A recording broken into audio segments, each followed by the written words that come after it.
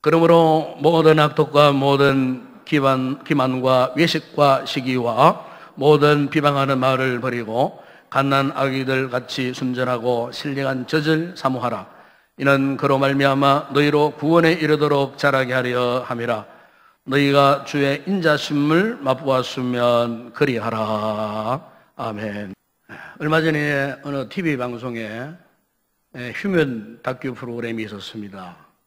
그 내용이 80년대 그리고 90년대 활동했던 인기 가수 이상호 씨의 이야기가 담겨져 있는 그런 내용이었습니다.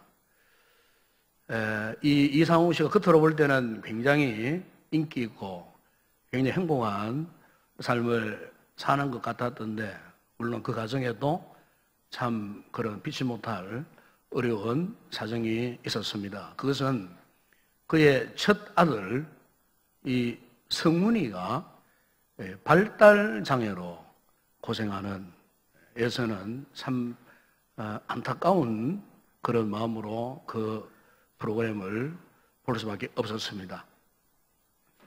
이 이상우 씨 부부가 이 첫 번째 자녀인 아들 성훈이가 태어난 지 30개월이 지날 무렵부터 이 다른 아이들과 다르다는 사실을 이 부부가 인지하게 되었습니다.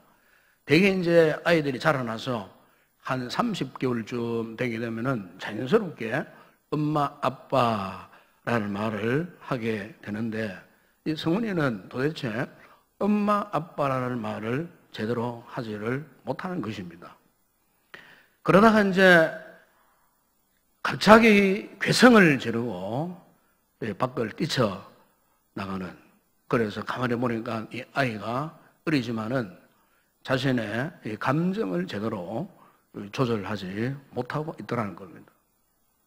혼자 옷을 갈아입는데 무려 6개월이 걸렸다고 합니다. 신발을 신는 법을 배우는데 5개월 이상이 걸리더라는 것입니다. 그러니까 이제 부모의 심정으로서는 참 너무 참 안타깝게 짝이 없는 거예요. 아이가 정상적으로 자라나야 되는데 조금 이렇게 발달 장애를 안고 이렇게 성숙하지 못한 그 상태에 그냥 아이가 머물러 버리다는 것입니다. 대개 이제 이 발달 장애라고 하는 말은 이제 정신이나 신체가 나이만큼 발달하지 않는 이 미숙한 상태를 표현하는 말이 이 발달 장애입니다. 그렇기 때문에 이 같은 발달 장애 아이를 가진 이 부모의 입장에 되어 보면은 참 굉장히 괴로운 거예요. 안타까운 거예요.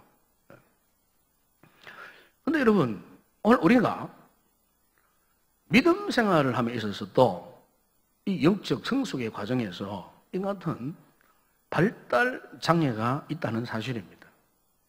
이제는 영적으로 충분히 성숙할 연조가 되고, 이제는 참으로 건강한 믿음 생활을 해야 함에도 불구하고 여전히 영적인 발달 장애 수준, 미숙한 상태에 머물러 있는 그와 같은 믿음 생활을 하고 있는 분들이 이 교회 안에 있더라는 거예요. 여러분, 육신적으로 발달 장애를 가진 부모의 마음이 안타까웠듯이 우리가 신앙적으로 보게 되면은 우리 하나님 아버지께서도 오늘 저와 여러분들이 정상적인 믿음 생활로 성숙하고 자라가야 됨에도 불구하고 그렇게 자라가지 못할 때에 우리 하나님 아버지의 심정, 이 심정이 어떻겠습니까? 저도 목회자로서 간혹 이런 안타까운 순간이 있어요. 성도들을 돌보고 목회적으로 돌보고 말씀으로 양육하고 신방도 하고 권면을 하는 가운데 있어서 어떤 분들은 신앙이 그냥 쑥쑥 잘 자라는, 그야말로 아주 성숙한 단계에 이르는 그런 분들이 있지만은 어떤 분들은 도대체 이 신앙이 자라나지를 않습니다.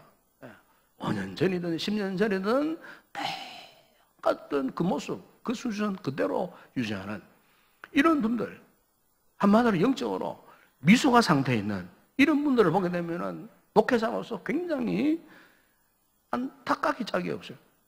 여러분, 오늘 우리 한국교회가 사실 많은 문제에 직면하고 있지만은 저는 개인적으로 그렇게 생각해요. 외부적인 이런 문제보다도 우리의 내면의 문제가 저는 더 크다고 생각합니다. 그 가운데 가장 중요한 이 문제 두 가지를 내가 지적을 하면은, 먼저 오늘날 교회 안에 소위 말하는 명목상의 그리스도인들이 자꾸 생산되고 있어요. 과거 어느 때보다도. 우리가 사회적으로, 문화적으로 얼마나 살기 좋고 편리합니까? 그러면 그럴수록 이상하게 이 교회 역시, 교회 안을 들여다보더라도 오늘 교회 영적 상태의 이 신앙 상태가 이렇게 자꾸 명목상, 다시 말하면은 이름만 교인이지, 그날 확신도 없고, 구원의 확신도 없고, 그저 주일날 딱 한 번 교회에 출석만 한 번 하는, 이것으로 그냥 끝나버리는 이런 소위 말하는 명목상, 명패만 그냥 걸어놓은 상태에서 희생상하는 이 교인들이 점점점 더 지금 많아진다는 겁니다. 이게 오늘 한국교회 위기입니다, 지금. 그리고 또 하나는 뭐냐면은, 이렇게 구원을 받았지만은 영적으로 전혀 자라나지 못하는 미성숙한 상태에 있는 그리스도인들. 사도 바울이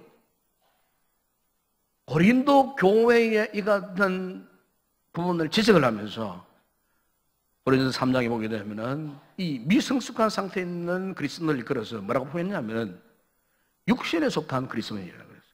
육신에 속한 자라고 그랬어요. 육신에 속한 자. 이 사람들은 불신자가 아니에요. 그럼에도 불구하고 교회는 나와요. 예배는 드려요. 그리고는 너무나 현재 무기력한 상태에 보여져 있어요.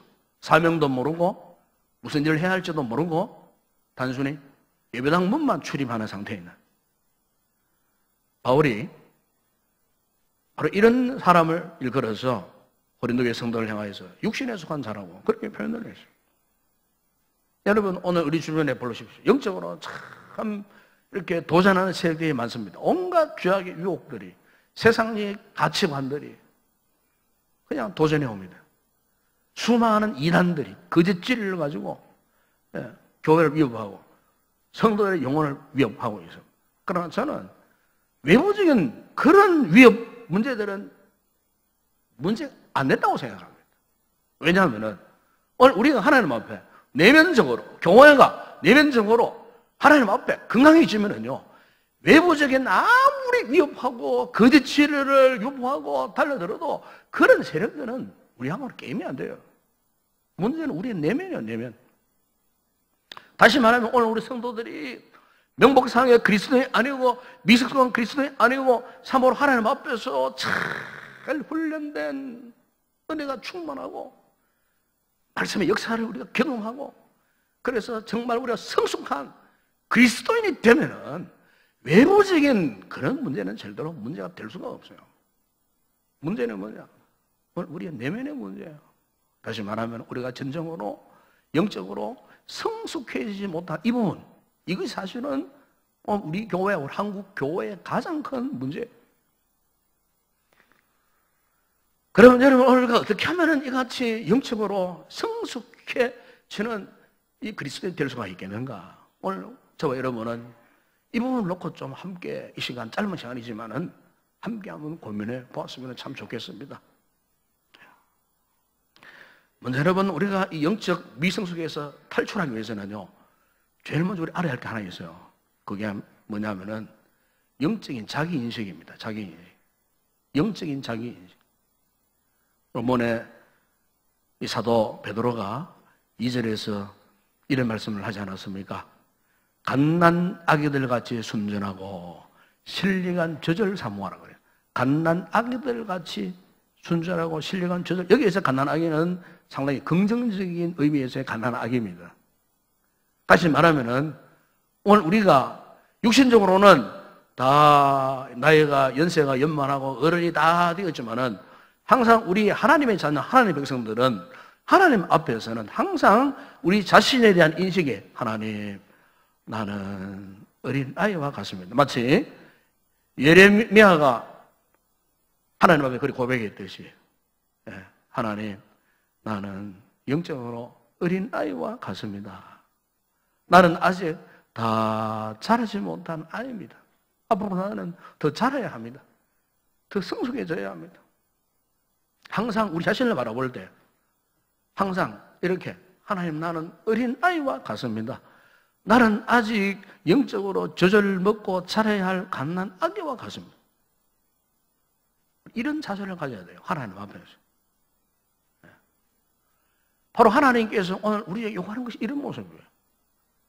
이 같은 영적인 자기인식 없으면요, 나는 다 됐고, 내 신앙의 관로, 내가 믿어온 연조, 내가 얼마나 많은 일을 하고 있는데 등등 이렇게요.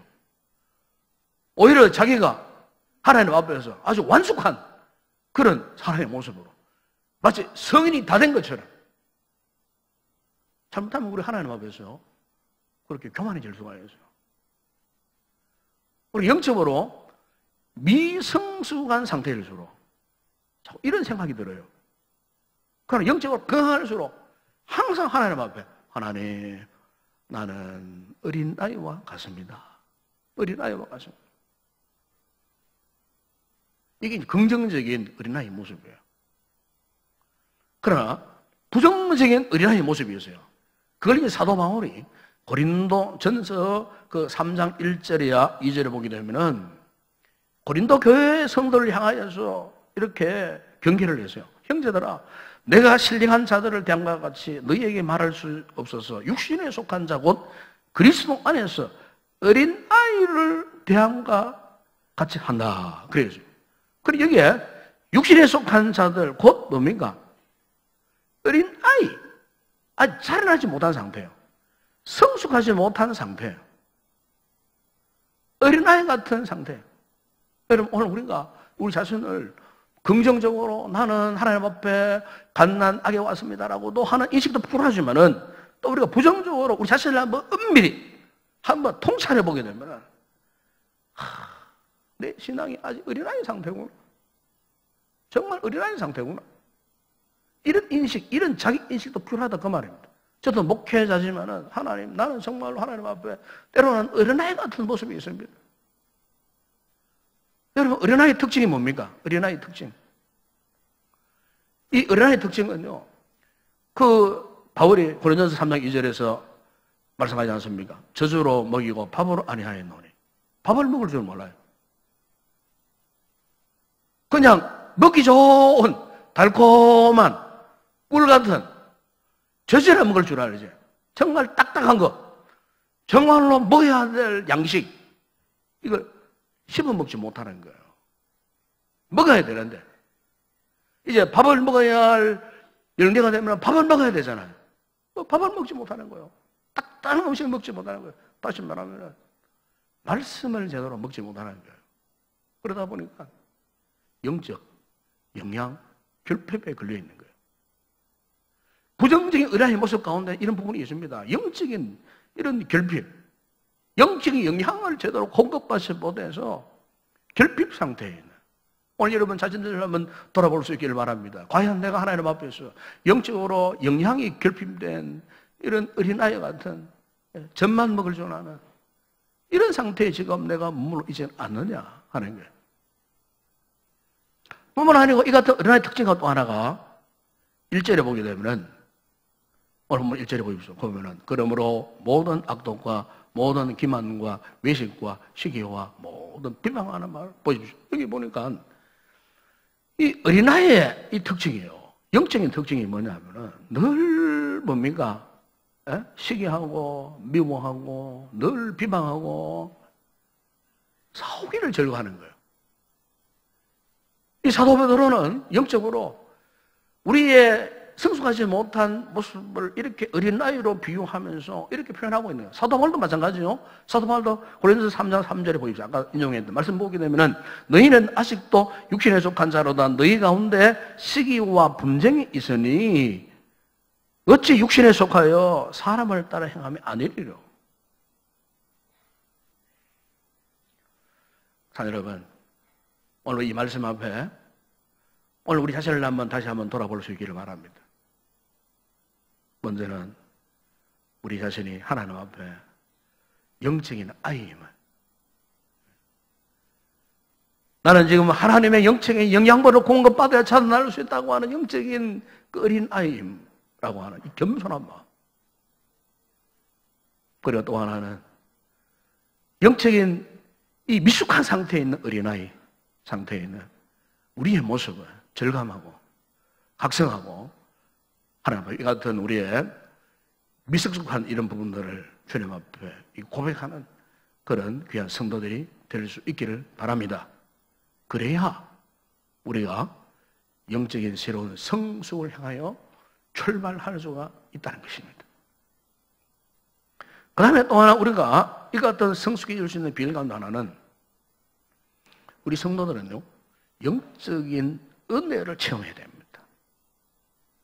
이 미숙한 상태에서 속히 벗어나려고 하면은 무엇보다 중요한 것이 영적인 은혜를 체험해야 돼요. 유명한 필립 얀시가 쓴 책 가운데 놀라운 하나님의 은혜라는 책이 있습니다.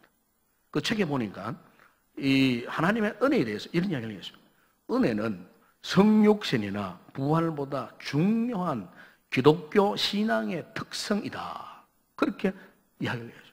여러분, 기독교 가운데 성육신, 예수 그리스도의 성육신, 부활보다 더 중요한 그 진리가 어디 있습니까? 그런데 이 필립 얌시는 그것도 중요하지만은, 그러나 그것 위에 뭐가 있느냐? 은혜. 은혜가 있더라는 것입니다.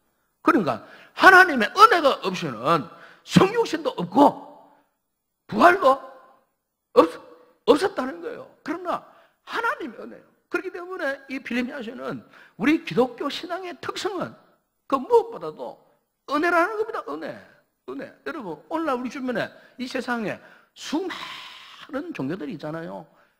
세계 3대 종교라고 하면 기독교, 불교, 이슬람교로 하잖아요. 그러면 그 불교를 보세요. 예를 들어서 불교는요, 이 고행을 통해서 결국 부처가 된다는 그런 교리가 있어요. 고행, 수행. 그러니까 자기 힘으로 자기가 노력하고 자기가 고생하고 그 덕도해서 일반에 들어가면 결국 자신도 부처, 너도 부처, 나도 부처, 우리 모두가 다 부처가 된다는 거예요. 이게 불교의 가장 핵심 교리예요. 그리고 한마디로 말하면 자기 노력이에요. 자기 힘으로, 자기 노력으로. 이슬람 뿔 하나는 경전이 있지만은 그 이슬람 그 교리도 마찬가지예요. 자기의 어떤 노력이나 어떤 일들을 통해서 신에게 호의를 받는다는 거예요. 그래서 폭탄 테러도 스스럼없이 해버리는 거예요. 수많은 사람을 그냥 죽여도 아무런 상관이 없어요. 그게 신의 호의를 받는 유일한 방법이 되기 때문에.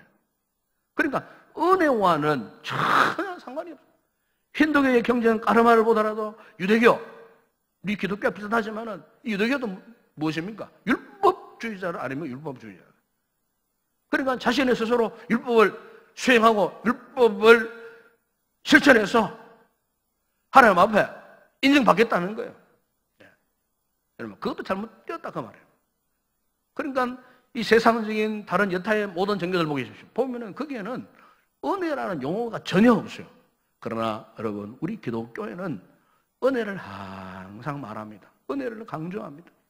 그럼 여러분, 우리가 말하는 은혜가 무엇입니까?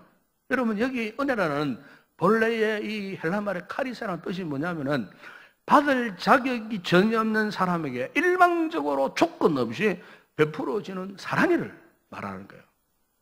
받을 자격이 전혀 없어요. 그러나 아무런 조건 없어요. 일방적으로 그냥 사랑을 베풀어 주시는 거예요. 누가? 하나님께서.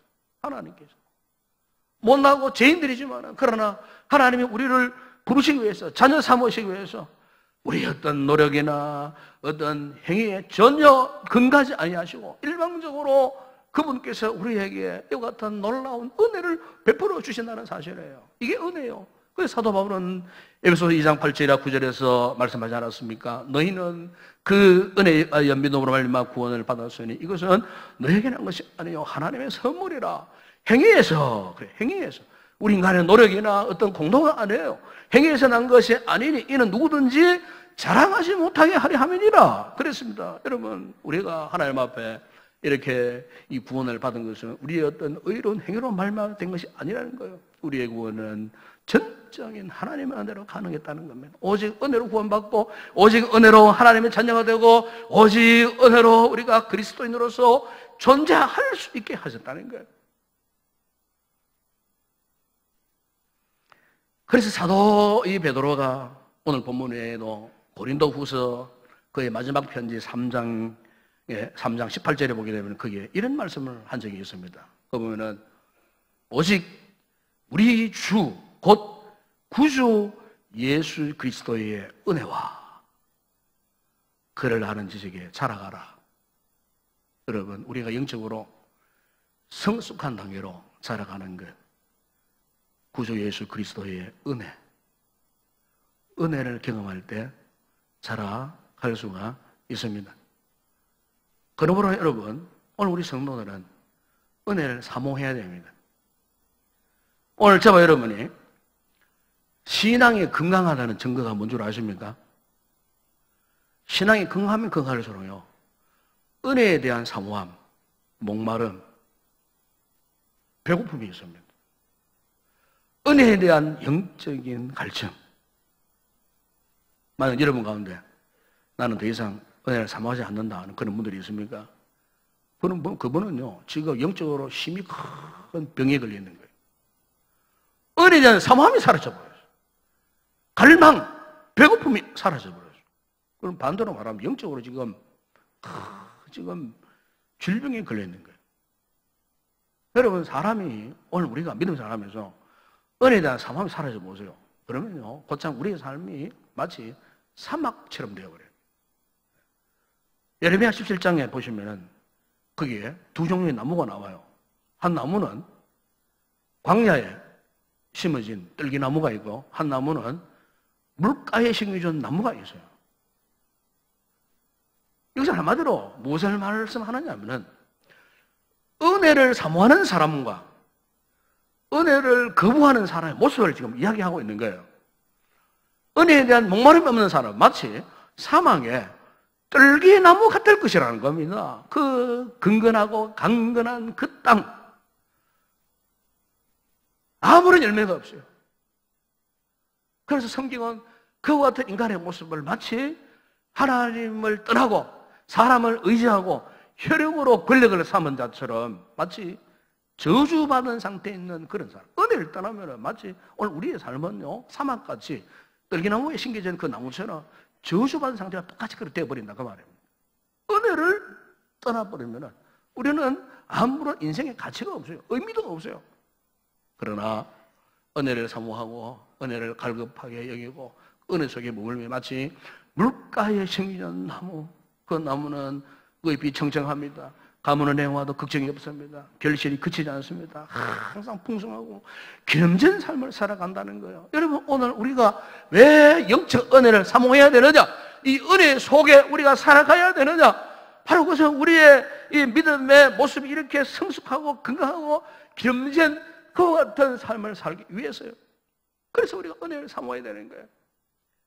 그래서 기자는 40절에서 이렇게 말씀했습니다. 그러면 우리는 긍휼하심을 받고 때를 따라도 없는 은혜를 얻기 위하여 은혜의 보좌 앞에 담대히 나아갈 것이냐고. 은혜의 보좌가 무엇입니까? 이 구약시대로 말하면은 지성소 안에 하나님의 언약궤 위에 시온좌 그 두 그룹 사이에 거기 들어가면 하나님 은혜가 임하는 거예요. 그 은혜의 보좌, 우리로 말하면은 꼭 우리가 언약궤 속에 앞에 들어가 있는 것이 아니고 교회가 영적으로 이 같은 은혜의 장소를 예배하잖아요. 이 예배도 은혜의 보좌입니다. 기도의 자리, 은혜의 보좌입니다, 여러분. 우리 교회가 이제 27일 날 회복 캠프를 하지 않습니까? 여러분, 그게 은혜의 보좌예요, 은혜의 보좌. 그 은혜의 보좌 앞에 나가야 되는 거예요. 전 교인들이 은혜의 보좌 앞에 가야 되는 거예요. 거기 가서 하나님 앞에 우리 자신들을 내어놓고 은혜를 사모하고 은혜를 갈구하고 뜨겁게 기도할 때 사모하는 자들의 영혼을 만족하시는 그 하나님께서 우리에게 말할 수 없는 큰 은혜를 베풀어 주시는 것입니다. 우리가 영적으로 건강하고 성숙한 삶을 살아가려고 하면 이같이 은혜에 대한 간절한 사모함이 있어야 한다는 사실입니다. 이런 성도들 되기를 주의 이름으로 축원합니다. 그러나 또 하나 우리가 영적으로 더욱 성숙해지기 위해서는요, 오늘 이 본문 2절에서 그렇게 말씀하지 않습니까? 갓난 아기들 같이 신령한 젖을 사모하라 그랬습니다. 신령한 젖을 사모하라. 제가 아까 말씀드린 베드로후서 18절에 보면 구주 예수 그리스도의 은혜와 그를 아는 지식에 자라가라. 여러분, 이게 그를 아는 지식이 무엇입니까? 여기에 그를 아는 지식이나 그리고 신령한 젖, 이 같은 말씀이에요. 즉 무엇을 말합니까? 하나님의 말씀을 말하는 거예요. 하나님의 말씀. 여러분, 아기가 건강하게 자랄 수 있는 필수적인 성장 조건이 뭡니까? 아기가 좋은 젖을 먹는 거예요. 좋은 젖을 먹는 거예요. 그 엄마의 젖은 아기의 생명줄과 같은 거예요. 여러분, 오늘 우리의 신앙이 건강하고 성숙하다는 그 척도가 뭔 줄 아십니까? 그래서 오늘 성도들이 하나님의 말씀에 대한 목마름, 배고픔을 갖고 있느냐 하는 겁니다. 엄마가 아기의 건강을 위해서 어떻게 합니까? 온갖 맛있는 음식을 준비합니다. 온갖 좋은 영양분을 다 거기 넣어서 균형을 잘 이루어서 아기에게 먹이지 않습니까? 골고루 먹이지 않습니까? 여러분, 오늘 우리의 신앙이 성숙한 신앙으로 자라가기 위해서는 무엇보다도 하나님의 이 말씀을 체계적으로 이렇게 먹어야 되는 거예요. 여러분, 우리가 이 예배에 참여하는 것도 참 중요한 거예요. 왜? 이 예배를 통해서 우리가 지금 하나님의 말씀을 지금 먹고 있는 그런 상태예요. 이 예배를 통해서도 오늘 여러분들이 말씀으로 영적으로 지금 훈련되어지고 있는 거예요. 근데 예배를 안 드린다, 주일을 성수하지 않는다, 그러면요, 그분은 영적인 영양 결핍에 빠져버리는 거예요. 그런 분들은 절대로 영적인 생명을 유지할 수가 없어요. 이만큼 예배가 참으로 중요하다는 사실이에요. 또 제가 목회를 하면서 예배도 이만큼 중요하지만 또 하나 중요한 게 뭐냐면 말씀을 체계적 훈련받는 그 과정이 정말 중요한 것 같아요. 우리 교회에서 지금 제자 훈련하지 않습니까? 9월달 되면 이제 다시 개강이 되겠습니다만, 실제로 저는 이런 생각을 해봅니다. 우리가 신앙생활을 수십 년을 해요. 수십 년을 해요. 하면서 어떤 분들은 정말로 교회 헌신도 하고 충성도 하고 때로는 은혜를 입고 여러 가지 많은 섬김도 봉사도 합니다. 정말 아름다운 모습을 갖고 수십 년 동안 믿음 생활을 해요. 그런데 그런 분들 가운데는 왠지 모르게 이 신앙이 더 이상 자라나지 않는 그런 분들이 있어요. 신앙이. 다른 물론 좋은 모습들이 있습니다. 긍정적인 모습들이 있습니다. 그런데요, 자, 교회는 얼마 안 돼요. 새가족이에요. 근데 우리 교회를 통해 갖고 새가족반 수료를 하고 양육 집사주 훈련 받고 제자학교 집사주 훈련 받고 제대학 1학기 2학기 집사주 훈련을 받는 동안에 불과 1년 한 4개월 채 안 되는 그 기간 안에 놀라운 변화가 일어나요. 믿음 생활 수십 년 했던 그런 분, 어쩌면은 제대로 사명 찾고, 제대로 인생 가치관 회복되어지고, 제대로 살 목표를 깨달아서, 제대로 살아가는 사명자로, 일꾼으로 세워지는 그런 열매를 맺는 경우도 체계적인 말씀을 통해서 일어나는 열매로 제가 경험을 많이 하고 있습니다. 그러니까 우리가 이 같은 공예배도 중요합니다. 교회를 위해서 헌신하고 봉사, 충성하는 것도 정말 중요한 일이에요. 그러나 그와 함께 우리가 놓치지 말아야 할 부분은 뭐냐면은 우리 성도들이 말씀을 갖고 체계적으로 훈련받는 이런 과정이 꼭 필요하다는 겁니다. 예. 말씀으로 훈련되는 과정이 없으면 절대로 우리는 성숙한 그리스도인으로서 세우실 수가 없어요. 제가 오늘 주보 목양 칼럼에도 잠시 이야기했습니다마는 브라질 리우 올림픽 이야기들로 지금 무슨 매스컴을 지금 달구고 있습니다. 그 가운데 이제 지난 주간에 어떤 경기가 있었냐면은 우리나라에 박상현 선수가 출전하는 펜싱 F패 경기가 있었어요. 제가 그걸 봤습니다. 아는데 참 뭐 다 잘했어요. 잘했는데 마지막 순간에 이 박상현 선수가 점수를 그만 4점 몇 개 뿌렸어요. 4점 몇 개 상태에서 시간은 얼마 남지 않았어요. 그래서 이제 뭐 감독도 캐스터도 이제는 거의 이제 포기할 수밖에 없는 이런 상황 속인데, 그런데 그 영상에 보니까 이제 그 박상현 선수를 이 크로스만은 이제 영상이 쫙 펼쳐지는데 이 뭐 이렇게 뭔가 이렇게 막 주먹을 쥐고, 예? 비록 진 상태에서도, 예? 뭔가 진 상태에서도 뭔가 막 중얼거리는 모습이었어요. 예? 얼굴 그 캡을 이렇게 벗은 상태에서도 뭔가를 막 입을 막 이렇게 하면 뭐 그래서 이제 가만히 입술을 보니까 이제 다른 이야기 아닌 것 같고 할 수 있다. 할 수 있다. 할 수 있다. 우리 한국 사람은 입술 보면 알잖아요. 그게 무슨 말 하고 있는지. 할 수 있다. 할 수 있다. 할 수 있다는 거. 그 모든 지켜보는 가운데 막 자기가 막 스스로 막 자기 자신을 향해서 할 수 있다. 너는 할 수 있다. 할 수 있다. 할 수 있다. 또 경기가 다시 시작되어서 그 순간적으로요. 예, 연속으로 4점이나 따라잡는 거예요. 예, 4점이나. 동점이 되어버린 거예요. 그리고 이어서 단 이제 몇 초밖에 남지 않았어요. 몇 초밖에. 그러네요. 단 몇 초밖에 남지 않는 그 순간에 1점마저 빼앗아 압수하는 거예요. 완전히 그냥 역전승이 되어버린 거예요. 역전승이. 그걸 끝나버렸어요. 금메달을 했다 아닙니까, 여러분? 여러분. 제가 그 경기를 보면서 저도 모르게 환호를 쳤어요. 이야, 저뿐만 아니고 그 경기 지켜보는 전 세계인들이 다 그렇게 해서 예. 우스갯소리는 국제 펜싱 연맹에서 이토록 환상적인 결승전을 본 적이 없다고 그렇게 평가를 하기도 했어요. 그런데 이 결과를 이루어낸 이 박상현 선수의 일기장이 이제 TV에서 공개가 되었어요. 공개가 되었는데 거기 보니까 할 수 있다는 말과 함께 제 눈에 딱 들어오는 글귀가 하나 있었어요. 그게 뭐냐면은 연습이 완벽을 만든다. 연습이 완벽함을 만든다. 유명한 명언을 자기의 훈련 일기장에다 펴고 있었다는 겁니다. 연습이 완벽을 만든다. 즉 훈련이 완벽을 만든다는 겁니다. 그러니까 이 박상현 선수가 금메달을 그냥 딴 게 아니에요.